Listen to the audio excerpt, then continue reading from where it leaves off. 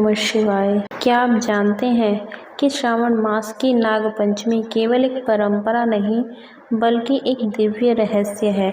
इस दिन की पूजा और व्रत का उल्लेख स्वयं स्कंद पुराण के 14वें अध्याय में किया गया है। नागों की पूजा क्यों की जाती है, उनके प्रकोप से कैसे बचा जा सकता है और इस व्रत के पीछे छिपा कौन सा चमत्कारी फल मिलता है, आइए आज हम जानेंगे इस पावन अध्याय की कथा और उसका गूढ़ महत्व। इस वीडियो में जानेंगे स्कंद पुराण के अध्याय 14 के अनुसार नाग पंचमी व्रत का दिव्य महात्म्य। श्रावण मास में आने वाली नाग पंचमी का हिंदू धर्म में विशेष स्थान है। इस दिन नाग देवताओं की पूजा करके उनके कोप से मुक्ति और घर में सुख शांति की प्राप्ति होती है। इस पौराणिक कथा में बताया गया है कि कैसे इस व्रत को करने से जीवन के सारे कष्ट दूर होते हैं और संतान, धन तथा आरोग्य की प्राप्ति होती है। श्रावण माह महात्म्य 14वां अध्याय नाग पंचमी व्रत का महात्म्य। ईश्वर बोले, हे महामुनि, श्रावण मास में जो व्रत करने योग्य है वो अब मैं बताऊंगा, आप उसे ध्यान से सुनिए। चतुर्थी तिथि को एक बार भोजन करें और पंचमी को नक्त भोजन करें। स्वर्ण, चांदी, काष्ठ अथवा मिट्टी का 5 फनों वाला सुंदर नाग बनाकर पंचमी के दिन उस नाग की भक्ति पूर्वक पूजा करनी चाहिए। द्वार के दोनों ओर गोबर से बड़े बड़े नाग बनाएं और दधि, शुभ दुर्वाकरों, कनेर, मालती, चमेली, चंपा के फूलों, गंधों, अक्षतों, धूपों तथा मनोहर दीपों से उनकी विधिवत पूजा करें। उसके बाद ब्राह्मणों को घृत, मोदक तथा खीर का भोजन कराएं। इसके बाद अनंत वासुकी, शेष, पद्मनाभ, कंबल, करकोटक, अश्व, 8वां धृतराष्ट्र, शंखपाल, कालिय तथा तक्षक, इन सब नागकुल के अधिपतियों को तथा इनकी माता कद्रु को भी हल्दी और चंदन से दीवार पर लिखकर फूलों आदि से इनकी पूजा करें। उसके बाद बुद्धिमान को चाहिए कि वामी में प्रत्यक्ष नागों का पूजन करें और उन्हें दूध पिलाएं। घृत तथा शर्करा मिश्रित पर्याप्त दुग्ध उन्हें अर्पित करें। उस दिन व्यक्ति लोहे के पात्र में पूड़ी आदि ना बनाए। नैवेद्य के लिए गोधूम का पायस भक्ति पूर्वक अर्पण करें। भुने हुए चने, धान का लावा तथा 100 जौ सर्पों को अर्पित करना चाहिए और स्वयं भी उन्हें ग्रहण करना चाहिए। बच्चों को भी यही खिलाना चाहिए, इससे उनके दांत मजबूत होते हैं।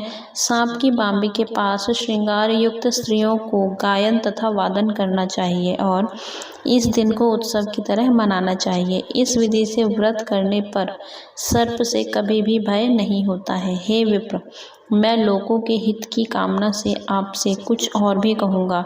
हे महामुने, आप उसे सुनिए। हे वत्स, नाग के द्वारा डसा गया मनुष्य मरने के बाद अधोगति को प्राप्त होता है और अधोगति में पहुंचकर वह तामसी सर्प होता है।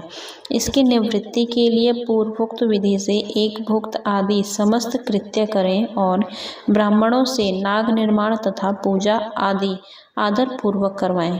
इस प्रकार 12 मासों में प्रत्येक मास में शुक्ल पक्ष की पंचमी तिथि को इस व्रत का अनुष्ठान करें और वर्ष के पूरा होने पर नागों के निमित्त ब्राह्मणों तथा सन्यासियों को भोजन कराएं। किसी पुराण ज्ञाता ब्राह्मण को रत्न जटित सुवर्णमय नाग और सभी उपस्करों से युक्त तथा बछड़े सहित गौ प्रदान करें। दान के समय सर्वव्यापी, सर्वगामी, सब कुछ प्रदान करने वाले अनंत नारायण का स्मरण करते हुए यह कहना चाहिए, हे गोविंद, मेरे कुल में अगर कोई व्यक्ति सर्पदंश से अधोगति को प्राप्त हुए हैं, वे मेरे द्वारा किए गए व्रत तथा दान से मुक्त हो जाएं। ऐसा उच्चारण करके अक्षत युक्त तथा श्वेत चंदन मिश्रित जल वासुदेव के समक्ष भक्ति पूर्वक जल में छोड़ दें। हे मुनि सत्तम, इस विधि से व्रत के करने पर उसके कुल में जो सभी लोग सर्प के काटने से भविष्य में मृत्यु को प्राप्त होंगे या पूर्व में मर चुके हैं, वे सब स्वर्ग गति प्राप्त करेंगे। साथ ही हे कुलनंदन, इस विधि से व्रत करने वाला अपने सभी वंशजों का उद्धार करके अप्सराओं के द्वारा सेवित होता हुआ शिव सानिध्य प्राप्त करता है। जो मनुष्य वित्त साध्य में रहित होता है वही इस व्रत का संपूर्ण फल प्राप्त करता है।